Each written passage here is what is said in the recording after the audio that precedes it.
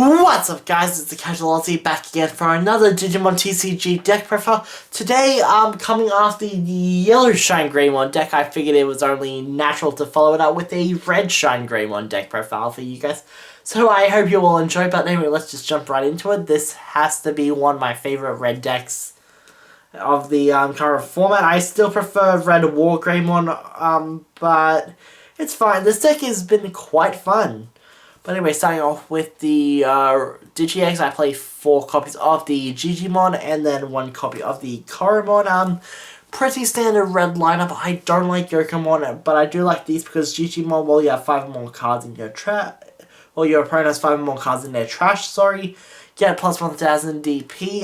Then Koromon, if you've evolved all the way up to Mega, you gain an extra 1000 DP.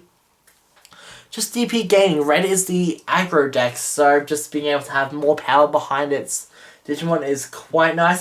That's really all I have to say about them, but they are super amazing eggs. I hope we get another amazing red egg to replace Koromon in set 5. I have not looked at the card list in quite a while, so I will be doing that after this video, more than likely.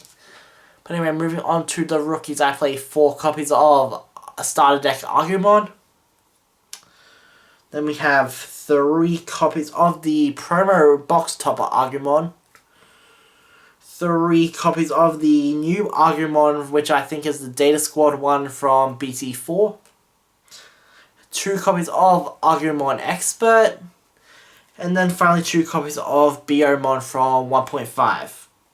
So as you can see, very Agumon heavy on this. I almost said Agumon, I think. But yeah, I quite love this ratio because it actually synergizes really well, especially being a Greymon list.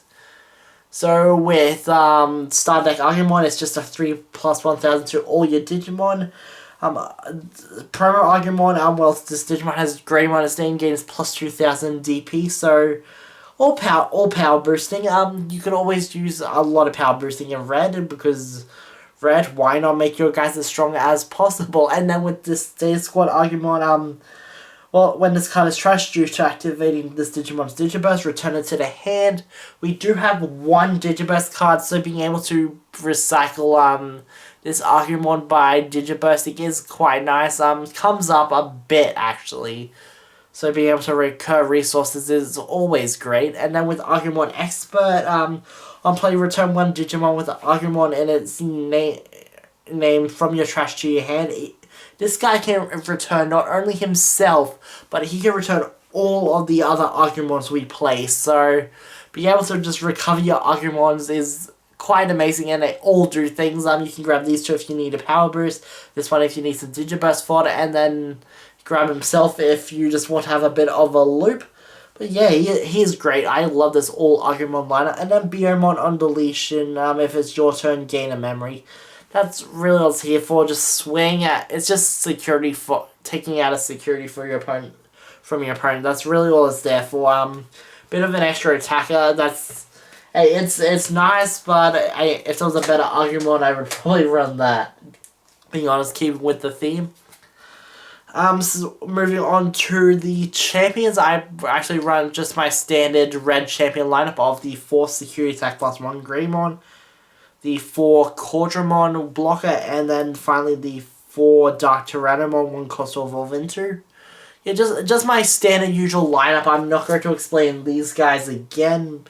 I quite like them. I did think about Agunimon, but I mean, we do play the Tamus to supplement it, but I like Dark Tyrannomon overall just because it is cheap, and the Tamus actually can give you so much advantage in this deck as well, so it's not a bad thing. I'm quite happy with just having the standard lineup, and it does work out really well. There's a reason it's my favorite lineup for red at the moment. And we're moving on to the ultimates. I play 4 copies of the Rise Greymon, 2 copies of the Skull Greymon, and then 1 copy of the Sylphimon. So with the Rise Greymon, your turn this Digimon is also treated as yellow, and then during your main phase you can Digiburst 2. You may play 1 red or yellow tamer from your hand with a play cost of 4 or less without paying memory cost. it's fine. We play like a lot of, we play 5 tamers, so being able to get them out for free is quite nice. Some are more important than others, but we'll get into that in a second when we actually get to the tamers. But yeah, just being able to play them all for free and just get their effects off is quite nice. It does come up, and when it does, it is amazing. We do get back the Agumon we used to play this card, so yeah, this deck really works well together. It's amazing. Skull Greymon is just here to get rid of blockers that get ruin our strategies. That's really all it's here for. Especially like against decks like Yellow, because Yellow plays a lot of blockers these days, and they're in the meta with like War Greymon, with Yellow War Greymon, Shine Greymon variants running around. There's quite a few Yellow decks around, and hey, why not have something to actually get rid of their blocker heavy cards? It can ruin their setups as well. And then with Sylphimon, when Digivolving, change the original DP of one of your opponent's Digimon, level 4 or lower Digimon, to 1000, sorry. And then during your turn, when this Digimon is also treated as yellow. So, yeah, it's an extra yellow Digimon, which is why I love this. And you'll see why that's important when we do get to the Megas.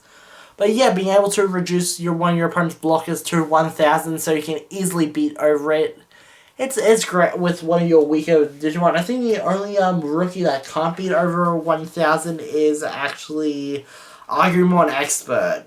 Yeah, Agumon Expert is the only one that can't beat over 1000, but that's fine. You're not exactly here for using Agumon Expert to beat over stuff. You're using it to regain advantage, so it works out quite nice. Just one of this because I am testing, and one is the only copy I do have, so it is just here as a surprise tech. And moving on to the Megas, I play 4 copies of the Red Shine Greymon. We play 2 copies of the Red War Greymon, which is probably one of my favorite cards in the game. And then as a sort of sneaky surprise tech, I play 2 copies of the Yellow War Greymon. And yeah, that's why I play that extra Sylphimon, because Yellow War Greymon is actually... No one ever expects the Yellow War Greymon and Shine Greymon in a red deck. They never ever suspect it. But that's fine. So anyway, let's kick off with the explanation about the Red Shine Greymon. During your turn, when one of your red or yellow tamers is suspended, this Digimon gains security attack +1. This is not a once per turn effect, and all our tamers actually do suspend, so you can do a lot of security attacks in one turn with this Shine Greymon. It is a great game finisher as well. Being able to just security attack. Your opponent has no security left. They have nothing to block. You win. That's really all it's there for. It is an amazing card, ending with Agumon, with the Agumon and the Koromon and the Jijimon. This guy can get over a lot of your opponent's a lot of your opponent's threats without much of a worry if you really need to. Then with the Red War Greymon, when Digivolving, this Digimon gets security attack +1 for the turn. And it doesn't check options when it attacks your opponent's security, so it's great. You don't have to worry about getting Guy Force or Hammer Sparked.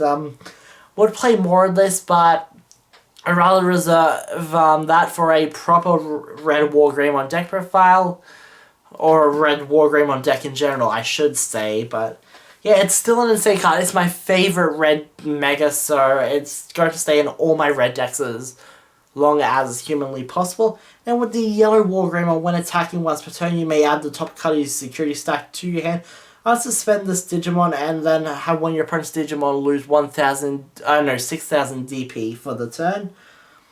Yeah, that's all here for. Red, as I said, is more of an aggro deck, so you don't mind losing your security as often. And an extra attack from a Yellow War Greymon is quite nice. DP reduction is nice, being able to clear out some of your opponent's more troublesome cards, or even make their higher stuff weaker so you can beat over them with War Greymon to actually get rid of their resources. Stuff comes up. It is quite nice how well these cards actually play off of each other.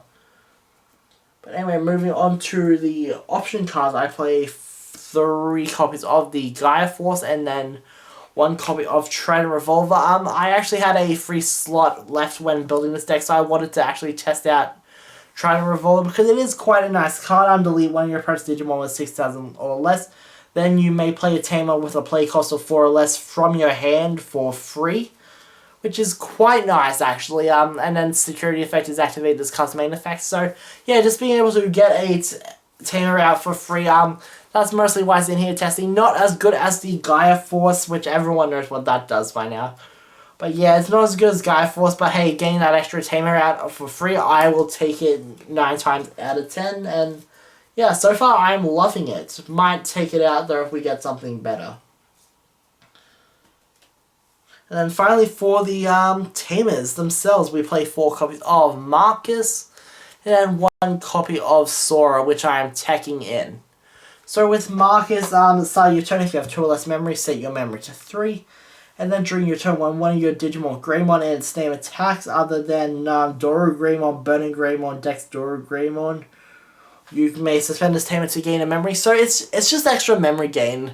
That's really what it's here for. And hey, who doesn't love an extra memory in a red deck? This tamer is literally the best tamer for Greymon decks. Actually, it's probably one of the best tamers for red. I guess there are some circumstances where you'd rather play the rare Taikamiya from set 1. But as far as red goes, Marcus is hands down one of the best tamers we actually have in the game. And then with Sora, just a nice tech. When one of your red Digimon attacks a player, you may suspend this Digimon to get plus 2,000 DP for the turn. So yeah, this triggers with Shine Greymon, and it's an extra power boost, so you can beat over your opponent's highest DP security Digimon.